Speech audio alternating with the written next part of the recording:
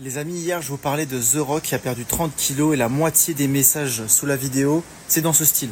En gros, c'est pas la faute des produits animaux, c'est parce qu'il a arrêté les dopants. Les amis, on perd pas 30 kilos juste en arrêtant des anabolisants. Là, il va très mal et évidemment qu'il se prépare aussi pour un rôle soi-disant, ça c'est la bonne excuse. Parce que voilà, ces gens-là, plus ils sont gros, mieux c'est.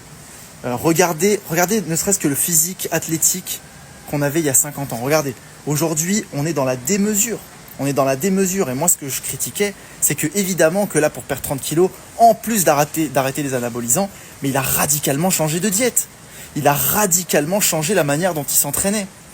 Aujourd'hui, les personnes qui prennent des anabolisants, c'est qui ? C'est déjà des gens qui s'entraînent de manière excessive, qui vont mettre leur corps dans un état de stress tellement hallucinant, à s'entraîner tous les jours, pour que le corps, face à cette réponse au stress, il dise ok, on va faire plus de muscles.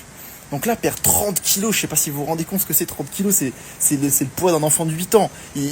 Zero qu'il a perdu un enfant, quoi. En lui, c'est pas juste, il a arrêté les picouzes. C'est que là, il a été voir les docteurs, et là, les docteurs lui ont dit, ah ouais, c'est des problèmes intestinaux, et qu'est-ce qui est lié au cancer du côlon principalement, c'est la consommation de produits d'origine animale.